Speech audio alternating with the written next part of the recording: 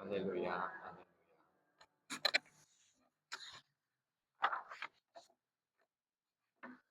주님께서 여러분과 함께 요한이 전한 거룩한 복음입니다.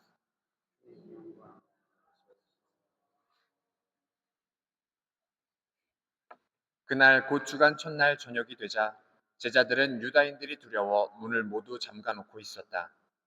그런데 예수님께서 오시어 가운데에 서시며 평화가 너희와 함께 하고 그들에게 말씀하셨다.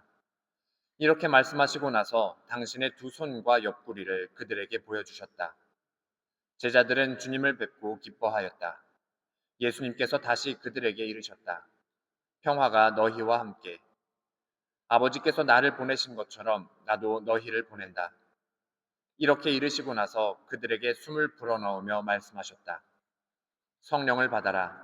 너희가 누구의 죄든지 용서해 주면 그가 용서를 받을 것이고 그대로 두면 그대로 남아 있을 것이다. 주님의 말씀입니다.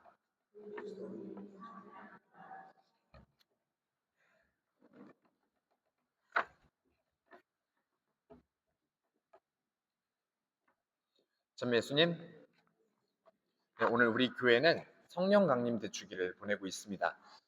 이게 성령 강림 대축일이 우리 신앙에 있어서 참 여러 가지 의미가 있는 것 같아요. 가장 먼저 생각을 해보면 부활 시기의 마지막을 이렇게 알려주는 날이기도 하고요. 또 우리가 잘 알고 있듯이 성령 강림 대축일에 교회가 탄생했다고 이렇게 우리가 알고 있죠. 그래서 이 어찌 보면 이 성령 강림 대축일은 교회의 생일입니다. 그리고 우리가 잊어서는 안 되는 것은 우리 각자가 교회라는 거죠. 그래서 뭐 작년에도 인사드렸지만 다들 생일 축하드립니다. 근데 이렇게 보니까 우리 각자가 이렇게 또 교회라고 했잖아요. 그래서 우리 모두의 생일이라고 할 수 있는데 교회의 역사가 한 2000년 정도 됐죠. 근데 여러분들 이렇게 보니까 2000살 정도 된 것 치고는 굉장히 쉐입이 좋은 상태로 잘 유지하고 계시는 것 같아서 기분이 참 좋습니다. 그리고 또 다른 의미로 우리가 생각을 해보면 교회는 다른 의미의 성탄절이지 않을까 하는 생각도 해봐요. 왜냐하면 성자 하느님께서 성부 하느님이 이렇게 계획하신 대로 이 세상에 오셨던 것처럼 성자 하느님께서 약속하신 대로 성령 하느님께서 우리에게 오신 사건이 바로 성령 강림 대축일입니다. 그러한 의미에서 우리가 성령 강림을 더욱더 기쁘게 지내야 하지 않을까 하는 생각도 해봅니다. 그래서 오늘 제 1독서를 보면 성령 강림 때 어떤 일이 일어났는지 우리에게 전해주고 있어요.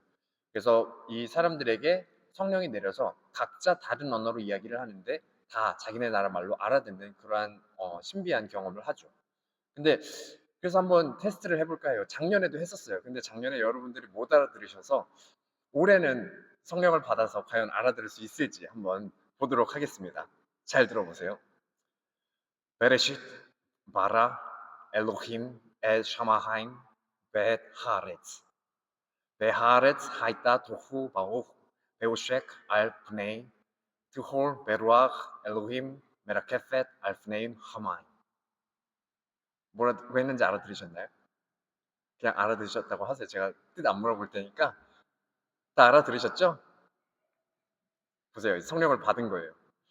이게 우리가 이렇게 또 생각을 해보면 지금 이러한 일들이 실제로 그 당시에는 성령이 내려서 실제로 이루어졌지만 오늘날 우리는 이것을 상징적으로 한번 생각을 해볼 필요가 있지 않을까 하는 생각도 해봅니다.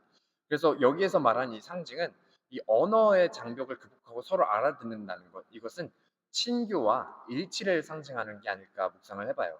그래서 이 참된 친교와 일치, 하느님 안에서 성령 안에서 이루어지는 그리스도인들의 참된 일치는 어떠한 모습인지 생각을 해봅니다. 이것이 당연히 외적인 그런 획일성을 의미하는 것은 아닐 거예요. 그래서 어떠한 일치가 건강한 일치이고 참된 일치인가 생각을 해보면 이것은 한 공동체가 건강하게 일치를 이루려면 그것은 한 개개인이 살아있고 건강한 모습이어야 하지 않을까 생각을 해봅니다.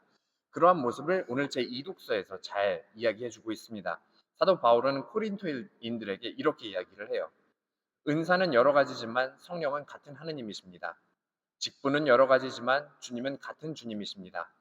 활동은 여러 가지지만 모든 사람 안에서 모든 활동을 일으키시는 분은 같은 하느님이십니다. 그래서 이 일치 안에서 다양성이 존중이 되고 그 다양성 안에서 일치를 이룰 수 있는 공동체가 건강한 공동체가 아닐까 하는 생각을 해보게 됩니다. 그래서 성령 강림 대축일을 이렇게 보내면서 우리 각자가 교회라고 했잖아요. 이 개개인의 교회가 건강해야 우리 전체 교회가 건강할 수 있다는 것을 잊지 않으셨으면 좋겠습니다.